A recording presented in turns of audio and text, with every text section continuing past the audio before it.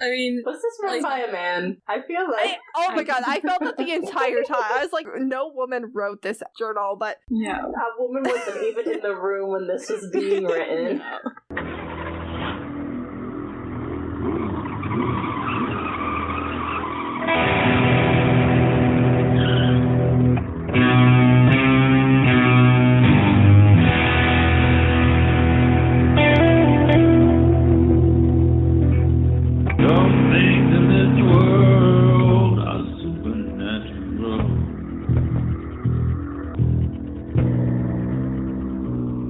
My name is KJ, and you're listening to the Supernatural Opinions podcast, where some things in this world are supernatural. My pronouns are she, they, and this is the podcast where I talk to my fellow Supernatural fans about Supernatural, and we share our Supernatural opinions. This week we're going to be talking about Ellen and Jo Harvelle. Reminder that discussion episodes are open to all seasons and episodes of Supernatural. This episode may and definitely will contain spoilers, including and beyond what we covered last week in Season 2, Episode 6, No Exit. I'm joined by my guests this week, Meredith, Jenn, and Moira. So, Meredith, please introduce yourself. Hello, I'm Meredith. My pronouns are she and her, and for the first time ever, I am recording while wearing a floor-length skirt and tights. I love that for you. I was at church. I don't actually walk around like this all day. I just remembered that it was Sunday, like, right now.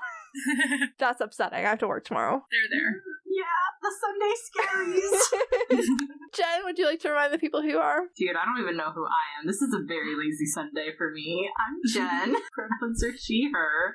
I spent too much time talking about Supernatural on TikTok, and now I'm here. That is exactly how you got here, and we like that. Yeah! I like it too. I'm having fun. AJ was headhunting. True. And Moira, have you been here this season, or have we not seen you since the season finale? Not since the season finale. Yeah, welcome back to season 2.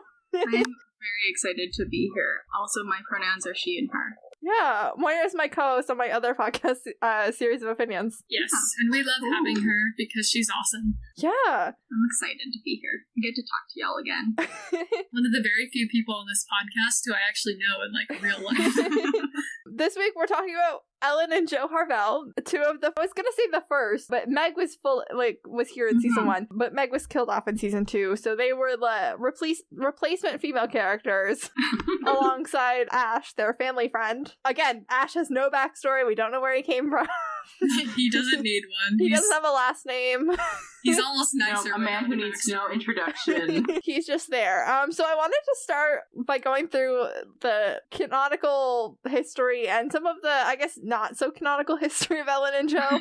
I have a few sources. So I have Jo's hunting journal blog, which, you can find on the recesses of the internet. In the darkest, deepest was places. that a real blog, or was that just, like, her journal put up as a blog for fans? I think it was the second.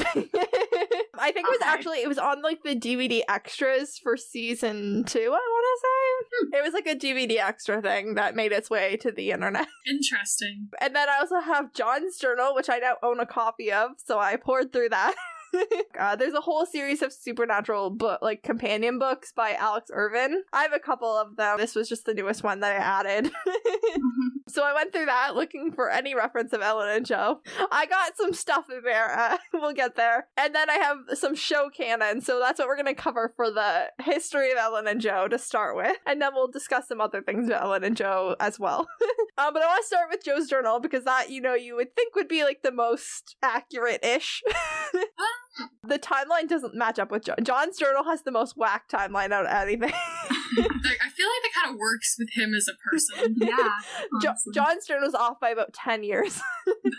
Maybe he just went back and retconned a bunch of stuff, so anyone reading the journal would think he was better than he actually was. John's journal doesn't make sense with the canon at all. I would also believe that he's doing that old person thing a few decades early, where he's like, was it 1987 or 1994? It's supposed to be contemporary, but the thing with the published version of John's journal is it basically explains his thought process for what happens pretty much right up until he goes missing. And if that had been the case in the actual journal, then Sam and Dean would have just read the last few pages and known exactly what happened to John. And who to call. Like, and they would have known who to ask. They would have found him in about 5 minutes. So those are the pages he had in his pocket. But to Jo's journal, according to Jo's journal, on April 7th, 1993, Jo turned 8. Therefore, she was born on April 7th, 1985, which makes her 2 years younger than Sam, which makes the most sense. Look at her. That's fair. In John's journal, Jo is older than Sam. Like, she's between the brothers. That doesn't make any sense, so we're ignoring that. No, it does not. She spent a lot of her childhood at the Roadhouse, obviously. She referred to all the hunters who came in as her uncles to explain their presence to, like, civilians in her life, such as her teachers. So it was Uncle Bobby, Uncle John, Uncle Caleb, Uncle Sean. I don't know who Sean is, but Uncle Sean probably makes the most appearances. One of them, I think, possibly Sean, might actually be her uncle, because in John's journal, Ellen has a niece, which means Ellen has a sibling. There we go. Interesting. On February 19th, 1994, Jo writes about John coming to visit and that she took a piece of paper from him. He later came back, like, looking for it, and when he couldn't find it, like, Ellen provided him some information again, and the attached image that goes with this post looks like a page that we actually saw of John's journal in season 1. The page with Daniel Elkins' phone number. It has, like, the same symbols and the name Daniel Elkins, K. Johnson, T. Bradford, but in the one that we see on the show, there's more things written on the bottom half of the page, and, like, the two, like, drawn on symbols are in a different spot on the page, so it's not exactly the same page, but interesting choice. Tis a page. Yeah. Nonetheless. On May 16th, 1995, Jo writes that her dad has died, so that's the date that Jo gives. May 16th, 1995. John! On September 19th, 1995, Jo has gone from idolizing her mom to idolizing hunters and hunting and starting to express frustration in the school system for not teaching what's really out there. And then January 4th, 1996, Jo decides that her diary is now a hunting journal. And because, you know, she's like a child. Absolutely. How old is she at this point? She's 11? That sounds like something an 11-year-old would She's do. 10 turning 11. 11-year-olds are weird. She wants to see Bill's journal, but Ellen takes it and puts it away. But Jo's like, it's fine. Uncle Caleb gave me a page from his, so she can, like, see the format of a hunting journal. Caleb has illegible handwriting, but I do respect that he invented 3 lines of the page by writing down the vertical margin of the page. Like, he filled every single line, and then he wrote 3 more lines in the margin. That sounds like something I'd do. Yeah, good job. I've definitely been there. Caleb. Sometimes you need to get it all out, so. You need to cram it in. And from there, Jo puts in, like, a series of entries where she is collecting hunting knowledge, EMF, demons leave sulfur, really basic shit.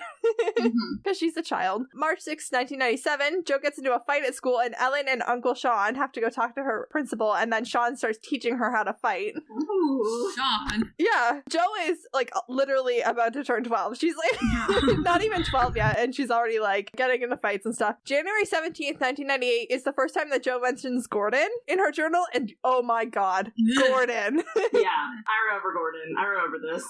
Ellen and Jo both think that Gordon's pretty good at first. He's a lot younger than most of the other hunters, and Jo's 12, so she thinks he's really something, and she ends her entry with, I'm definitely not gonna call him Uncle Gordon. And then, like, a smiley face. I'm not sure you could, girlie. Gordon Walker is a black man. You're the palest of the pale. Even if you were doing it to cover your, like, weird life, like, no one's buying that you're related. Adoption is a thing. Yeah. But also, yeah, she just, like, was like, she had a major crush on Gordon from the start. Well. November 28th, 1999, Jo has started asking to go with hunters like Caleb on symbol hunts, and Ellen freaked out. Absolutely not. And Jo's like, when's my mom gonna understand that I'm a hunter and I have work to do? How old is she? Let's see, 93, she was 7. She's 13. Sweetie, you've barely started getting your period. February 8th, 2000, Jo writes about Flight 401, which was the inspiration for the episode Phantom Traveler, and Sam referenced it in Phantom Traveler. October 28th, 2000, Jo is now 15. Her entry is literally titled, Gordon is the best, and Jo is just enthralled. He talks to her like another hunter, he helps train her, he shares knowledge with her unlike the other hunters, she just likes him. Oh, sweetie. I mean... Was this written by a man? I feel like... oh my god, I felt that the entire time. I was like, no woman wrote this journal, but... Yeah. A woman wasn't even in the room when this was being written. Yeah. Gordon's very, like, charismatic and good-looking, Yeah. so I can kind of understand where she's coming from. And, like, I've been 15 and had an embarrassing crush, but, like, I would never title my diary entry, like, so-and-so's the best, and then gush about them for half a page. I'd be worried about my siblings finding it. Jo doesn't have that problem.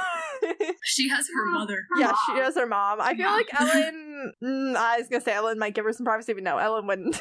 No. Yeah. The next entry after that introduces our next character, Miles, who takes over from someone named Danny who used to work at the Roadhouse. He's a really smart guy. He doesn't really hunt, but he picks out patterns and collects data and research and gives Jo unlimited computer access. I kind of thought Miles maybe was supposed to be Ash, because Ash is not mentioned once in this whole thing. Oh, What? that's strange. Which seems weird. I kind of think maybe Miles was supposed to be Ash, and then something happened with the names, and they changed it. Like, that timeline didn't match up. I mean, I'm figuring Ash is older, but he might not be like that much older. Mm-hmm. Yeah. Jo says that he's really cool, but not as cool as Gordon or as hot. He's not as cool as Gordon. She says this with, like, pigtails. And Gordon gives her a page from his journal, which Jo says is more of a log. It's like names and dates with addresses and evidence. The attached photo is actually another page from John's journal, and it's the murders from Providence that John had noted. I don't know why they didn't make new pages for Jo's. Like, this page from Caleb's journal is literally a page from John's journal that we saw on TV. The design team was on strike. Oh, maybe. And then August 2001 is when the incident with Gordon happens. Oh no. Gordon has been teasing Jo about how she's a hunter, but she's not allowed to go hunting, and she's like, well, then you should let me go. And he's like, okay. And she's like, really? And he's like, yeah. So she lies to Ellen about staying over at a friend's, even though she's literally never done that in her entire life. Mm-hmm. And she goes with Gordon on a stakeout, and Gordon leaves her, and Jo hears something, and when she gets scared and tries to leave, she runs right into Ellen, who was like, obviously I knew it was happening, and I followed you here. Ellen accuses Gordon of using Jo as bait, and Jo's like, he wouldn't have done that. But she's super grounded. And then Jo sets up a new email, which is Josephine backwards, like ENIHPESOJ 91@gmail.com. Oh, good. No one will ever crack this. The whole Gordon thing is like the supernatural version of Wickham's MO from Pride and Prejudice. The thing about that is, like, it's not hard to crack, except for that Jo isn't short for Josephine. So it actually might throw people off. Exactly. True. Jo's short for Joanna Beth. April of 2003, Jo goes on her first actual condoned hunting trip for her 18th birthday with her Uncle Sean and Jake Riley. I was thrown off there because Jake Riley is a character in Private Practice. Really? Didn't exist when this was written. But I just thought it was a coincidence. She goes out 3 more times over the next 5 months, but only one of them was supernatural related. It was a basic salt and burn, and Jo was bored with hunting already. And she wishes that Gordon was around, but she knows that even if he was, Ellen wouldn't let her go with him. On January 25th, 2005, Jo mentions Rick for the first time, and Rick might be the most interesting person from Jo's journals that we've never met. Ooh, cool. Rick has been coming into the bar over the holidays, and they started dating. It's Jo's first actual boyfriend. How old is he? It's unclear. Okay.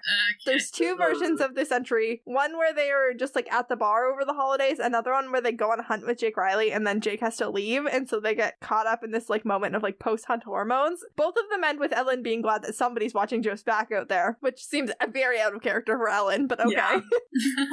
March 18th, 2005, Jo starts uploading onto her journal from a paper journal onto this website, partially because there's almost no women hunting on, or at least not posting on the website. Mm-hmm. And then on September 3rd, 2005, this is where the Rick stuff starts to get weird. Jo writes that Rick went on a hunting trip 2 weeks ago, and she hasn't heard from him in 4 days. He's on a hunting trip. Uh-oh. In a few days. On December 29th, 2005, Jo finds some of Bill's stuff and notes a piece of his stationery deed 3 weeks before he died with the number 4747 on it, but Ellen took it from her before she could really read it. And she also mentions that she doesn't know what she wants to know about Rick, but she still hasn't heard from him. And then on April 7th, 2006, Jo turns 21. And then her final entry in the journal is on June 16th, 2006. She says that she's not going to write until she goes on a solo hunt, but reminds everyone about her email address and also signs off. And then, her last sign off goes, and Rick, if you're out there, drop me a line, will you? Which means that this man either died or ghosted her. Wow. Oh, Rick, maybe get over here.